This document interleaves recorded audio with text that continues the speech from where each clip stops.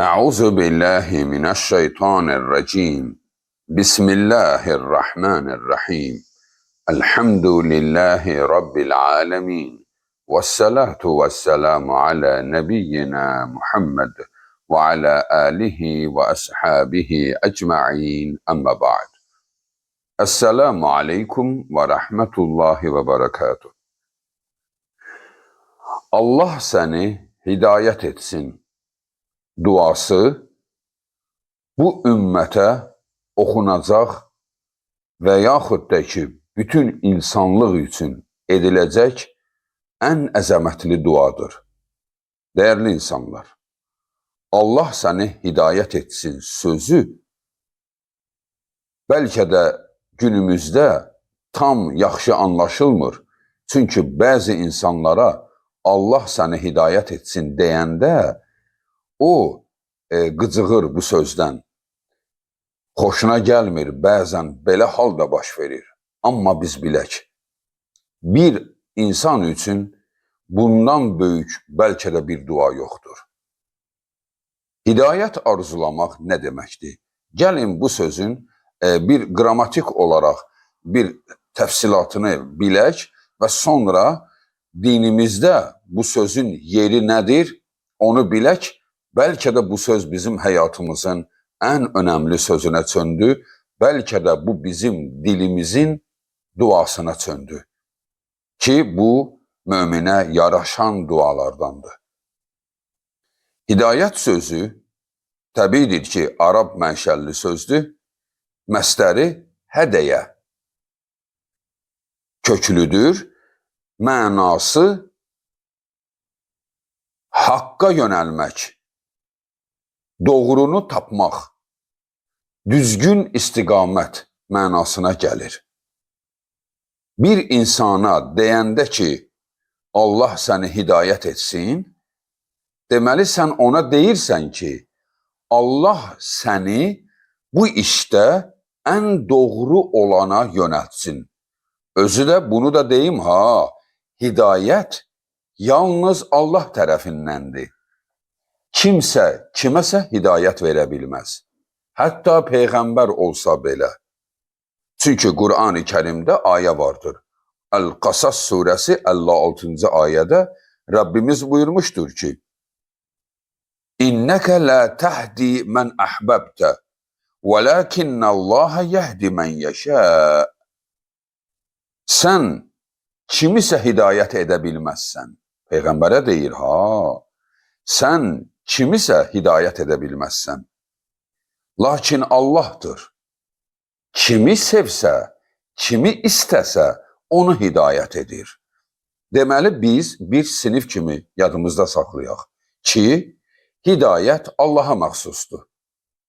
Mən filənkəsə hidayət verdim və yaxud da ki, filənkəsə hidayət verdi, sözü cahillərin, nadanların sözüdür.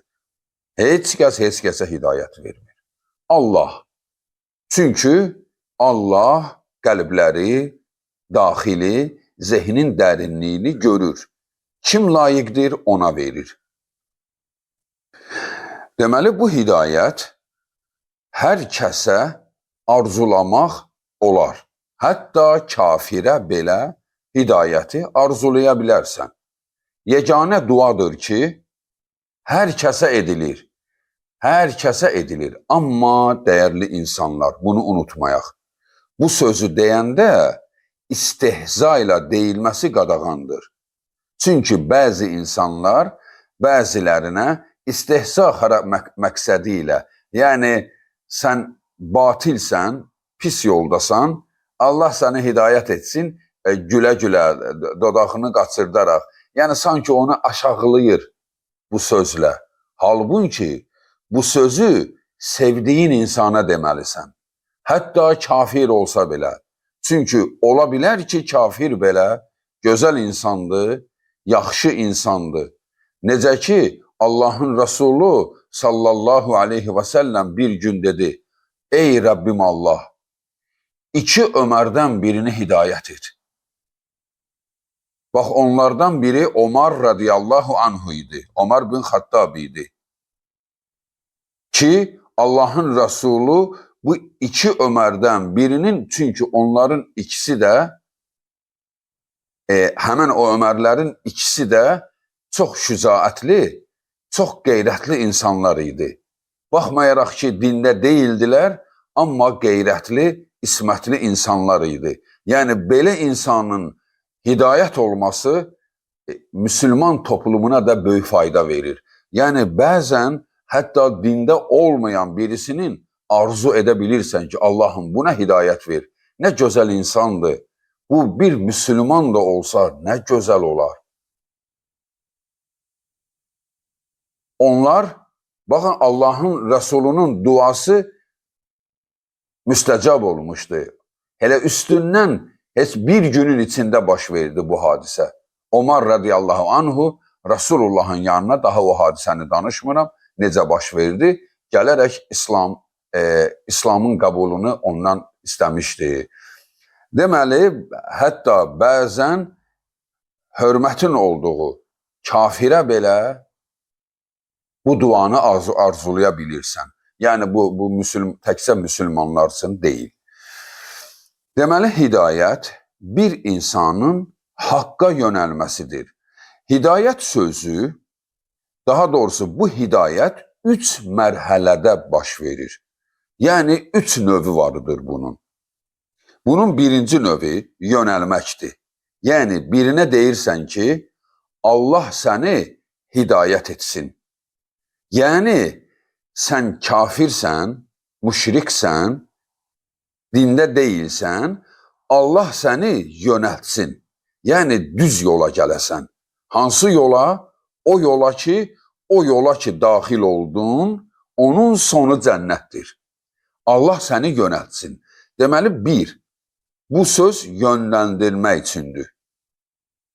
2, haqqa əməl etdirmək. Yəni, bu kafirə deyilir ki, müsəlman olsun.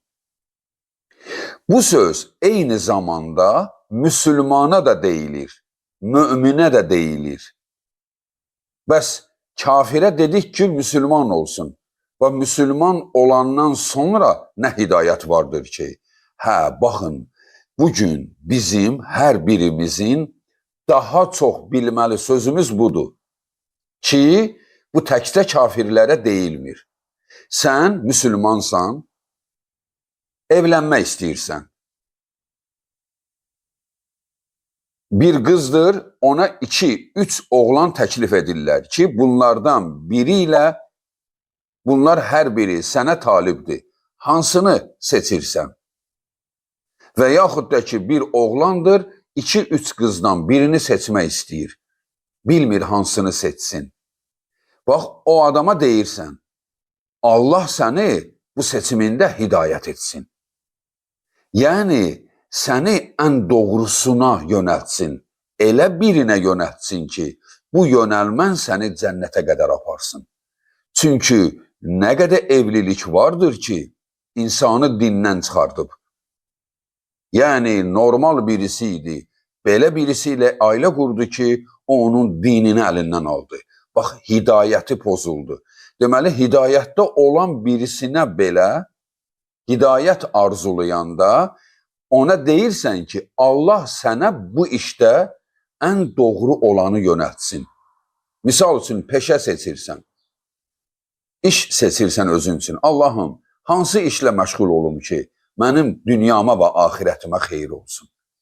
Bax, belə halda, bax, misal üçün, biz öz övladlarımız üçün bunu deməliyik.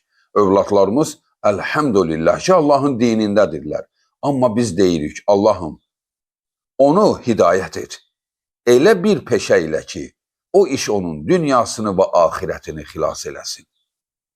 Çünki elə peşə də vardır ki, sonunda insanı dindən çıxardır. Elə bir işi seçir ki, o işin sonucu gedir, misal üçün, nə bilim, turistlərlə məşğuldur. Müsəlmandır, gedir turistlərlə məşğuldur. Turistlər orada yeyib içirlər, bu da onları aparır ora, tərcümə edir onlar üçün. Sonra onlar haram işlər istəyir, bu da onlara kömək edir. Yavaş, yavaş, bir də baxırsan ki, özü də qoşulub turistlərə. Bax, yolunu azıb, haqq yolundaydı, amma peşəsini düz seçmədi, uçuruma getdi. Deməli, biz bir müsəlmana peşəsində hidayət olmasını, evliliyində hidayət olmasını və yaxud da ki, bugünkü müsəlmanların çoxunun durumu namaz qılır, amma deyir, düz namaz nədir? Mən düz namazı necə qılım? Əllərimi necə qoyum?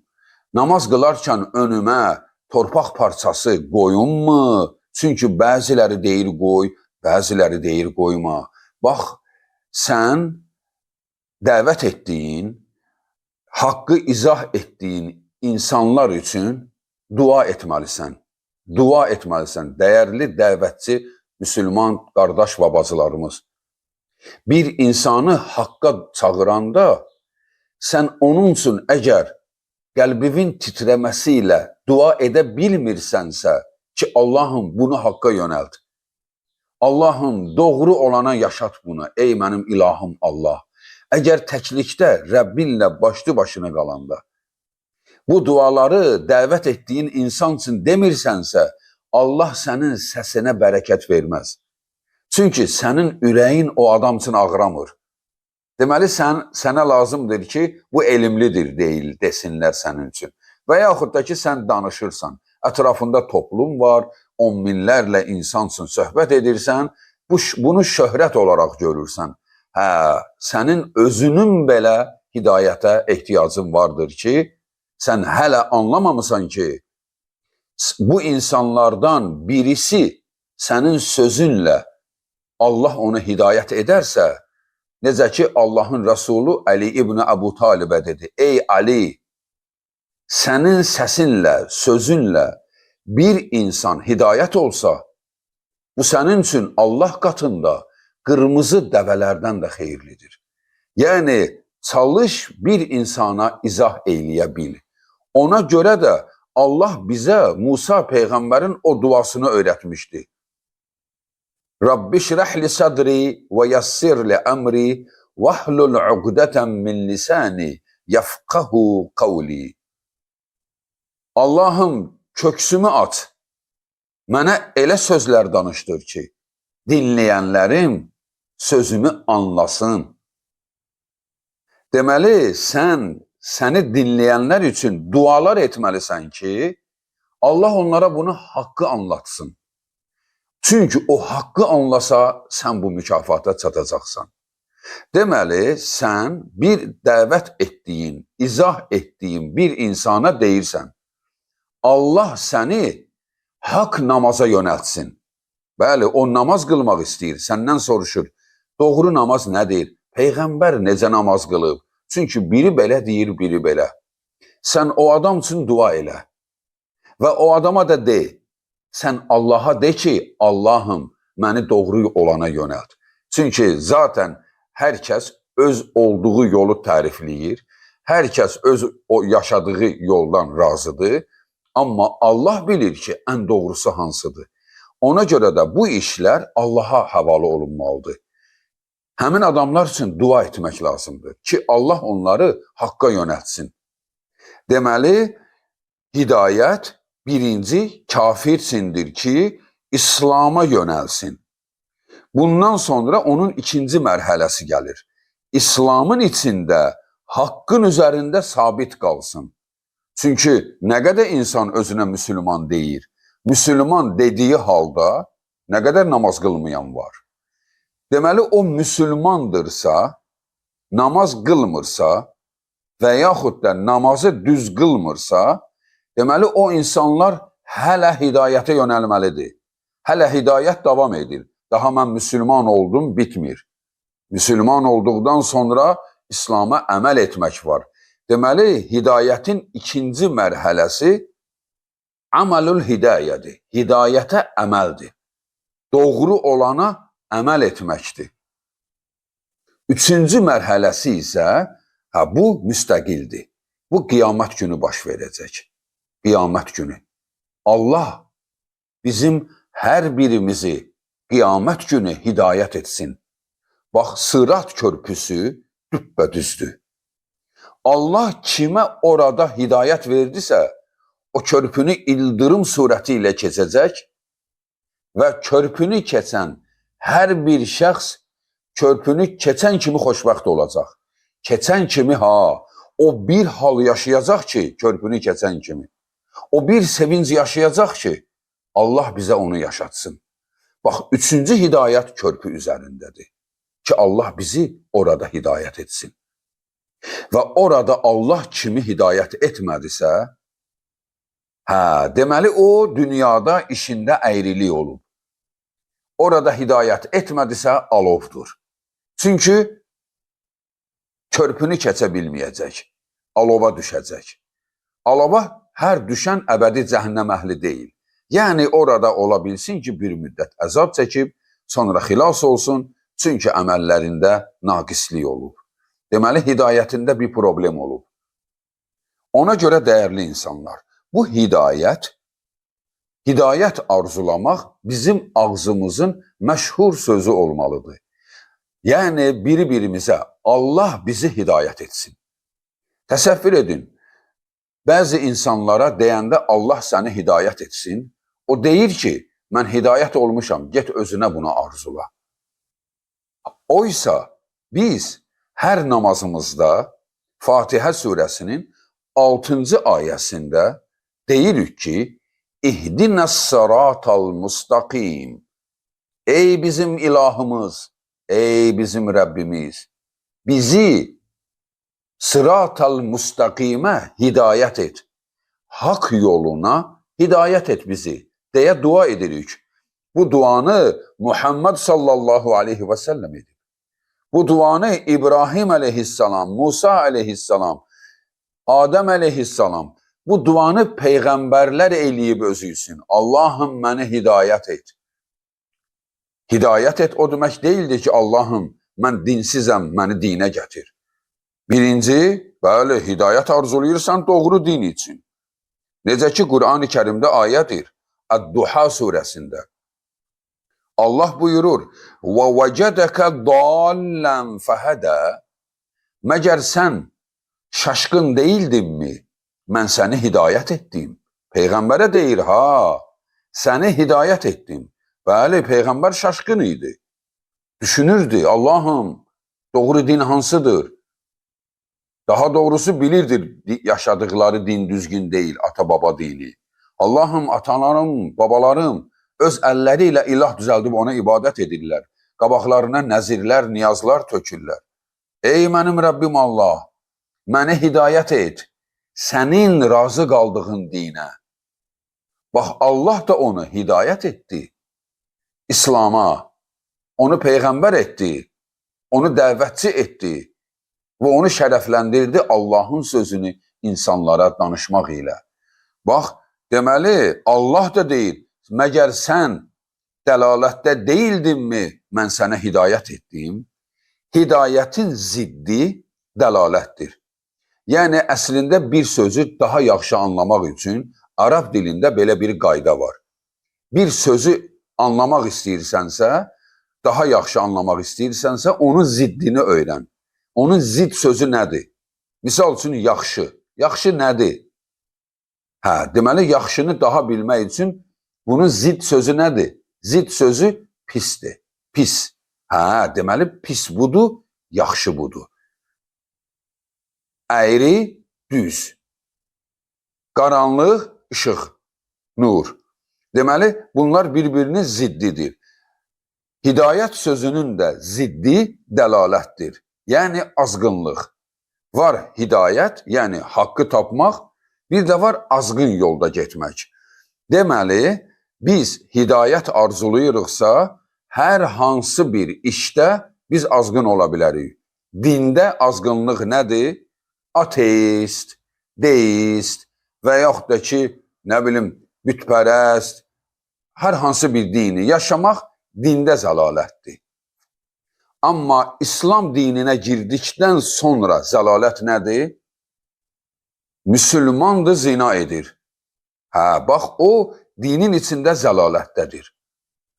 Müslümandır, namaz qılmır. Özünə müslüman deyir, amma ki, dində bəzi işləri səndə düz etmir. Bax, bunlar hamı hidayət istəyir. Namaz qılır, düzgün qılmır. Ona deyilir, bu necə namaz qılmaqdır? Bu necə əl qoyuluşudur? Bu nədir? Önünə torpaqdan bir şey düzəldib bütpərəstlər kimi qoymusan. Bu nədir? Olmaz ki bu. Deyir, necə yəni? Ata babamdan görmüşük. Bu müqəddəs torpaqdan gələn bir yadigardır. Və ona əlaqalandırırsan, izah edirsən ki, sən o torpağı sevə bilərsən. Torpağı sevmək olar. Torpağa səcdə etmək olar. Amma bir şey düzəltməklə yox. Təbii torpağa, yerdə səcdə edirsənsə, nə gözəl. Daşa da edirsənsə, nə gözəl. Amma bir şey düzəldib önünə qoymaq olmaz. Etmə, bu doğru deyil, bu bütpərəstlərin yoludur. Ona izah edirsən. Deməli, İslam'a gəldikdən sonra əməlləri etmək üçün də hidayətə ehtiyacımız var. Ona görə də dəyərli insanlar, kiminsə sənə hidayət arzulaması sənə qızıq verməsin. Bu yaxşı söz deyil. Amma unutmayaq, bəli, həqiqətən də bəzi insanlar var, qızıq üçün hidayət arzulayır. Biri-biri ilə söhbət edirlər, misal üçün məzhəb görüşləri var, nə bilim nə, bu ona gülə-gülə deyir, Allah səni hidayət etsin. Yəni, sən hələ haqqı tapmamısan. Hə, bax, kim? Hətta haqlı olsa belə, haqlıdır mübahisəsində.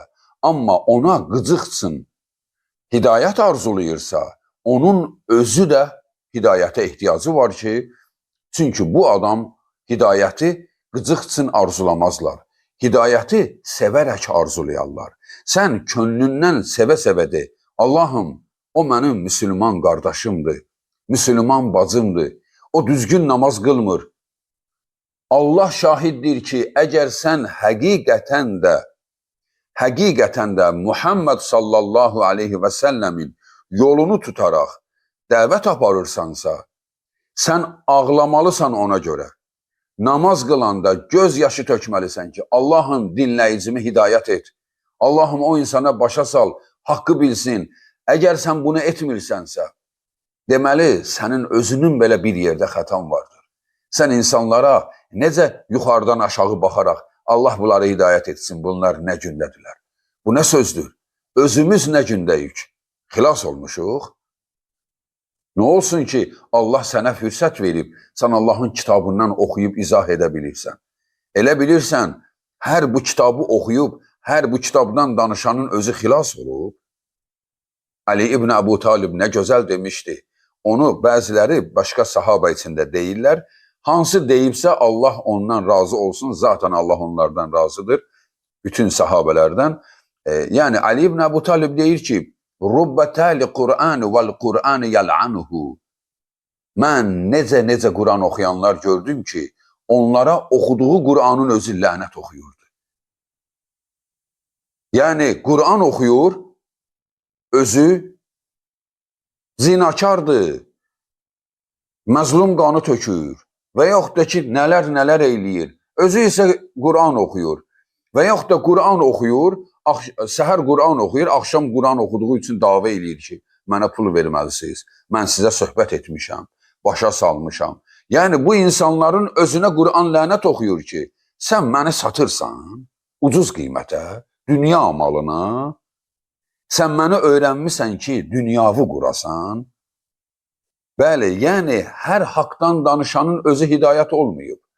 Biz isə bir-birimiz üçün dua edəndə sevə-sevə dua etməliyik ki, Allahım bizi hidayət et.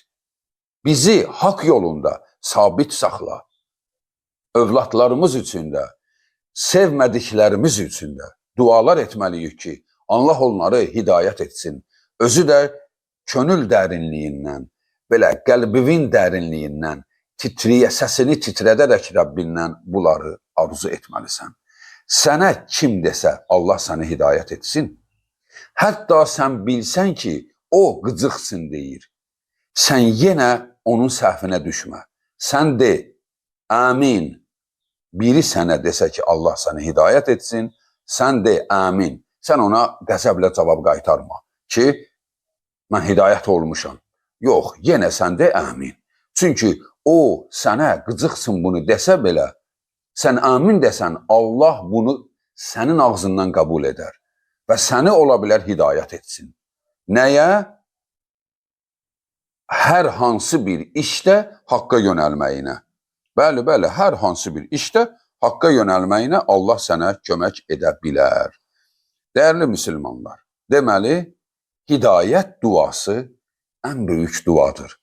Çünki əgər Allah bizi hidayət etdisə, həmən ayə ona aid olmuş olur.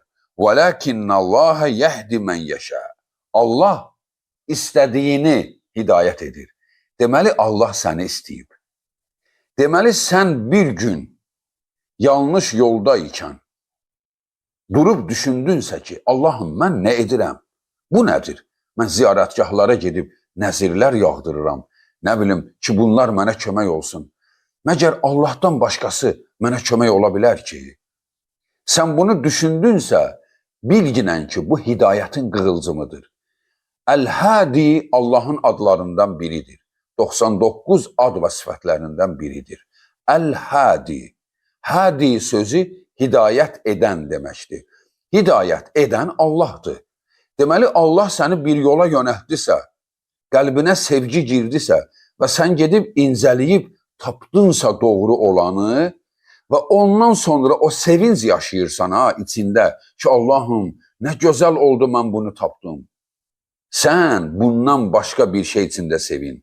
Sən sevin ki, Allah öz qatında sənin adını çəkərək öz mələklərinə deyib, ey mənim mələklərim, artıq bu qulumu yönəldin haqqa, çünki bu bunu haqq etdi, layiqdir hidayətə. Bilirsən, nə qədər belə insanlar cəhənnəmin dibindən çıxıblar, nə qədər sahaba var, kafir idilər, hidayət oldular, müşrik idilər, hidayət oldular, sonra cənnətlə müjdələndilər. Rasulullahı öldürməyə gedən Ömər, onu öldürəcəyəm deyən Ömər, hidayət olub, göz yaşları ilə evinə qayıtdı. Bax, bu Allahın hidayətidir. Bunun qədrini bilən, bundan sonra dünyasını qurban verə bilir Allaha, Allahın dininə. Çünki hidayət olan insan sonra yoxsulluğa görə dindən çıxmaz. Təkəbbürə görə dindən çıxmaz. O hər nəyini, təkəbbürünü belə qurban edir Allahın dininə ki, Allah məni seçib, Allah məni seçib, məni müsəlman etdi. Sonra mənə namaz qıldırdı. Sonra mənə ən doğru namazı öyrətdi. Sonra mənə səbir verdi. Mən əvvəl qəzəbli idim. Heç bir sözə dözə bilmirdim. İndi mən dözürəm. Əvvəllər ac qala bilmirdim. Mən indi ac qala bilirəm. Mən özümü demirəm ha. Yəni bir müsəlmanın Allah ilə söhbətini deyirəm. Yəni ki, mən indi Allah üçün ac qala bilirəm. Mən əvvəllər xəstə idim, durmadan şikayət edirdim. Mən indi Allaha deyirəm, Əlhəmdülillah, ey mənim Rəbbim, sən mənə təmizlənmək üçün bu xəstəliyi göndərmisən. İnanıram ki, bunun şifası sənin əlindədir. Əgər sən bunu mənə hələ ki vermirsənsə, deməli mənim üçün ən xeyirli olanı bunu bilirsən. Sənə həmd olsun mənim Rəbbim Allah. Sən de, gör o xəstəlik sənin gözündə cılız bir şeyə dönürmü, yoxsa dönmürmü? Yoxsa bu insanlar məni bezdirib sözü. İnsanlar nədir? Sən hidayət olandan sonra bütün bəşəriyyət sənin gözündə kiçik bir şeyə dönür. Sadə. Müsəlmandılarsa gözüm üstə yerləri var. Müsəlman deyillərsə bütün bəşəriyyət üstünə gəlsə sən elə biləcəksən ki, milçək ordusudur. Heç bir şey. Bir tapdağa əzib gedəcəksən. Bax, gözündə hər şey heç olacaq. Heç. Bircə Allahdır ki, sənin gözündə uca qalacaq və Allah və Allahın yolunu sevəcəksən. Ona görə də, dəyərli insanlar, Allahdan özümüz üçün daima hidayət arzulayaq, insanlar üçün də Allahdan hidayət arzulayaq və bu hidayət sözünü ucuzlaşdırmayaq. Vəssalamu aleykum və rəhmətullahi və bərəkətuhu.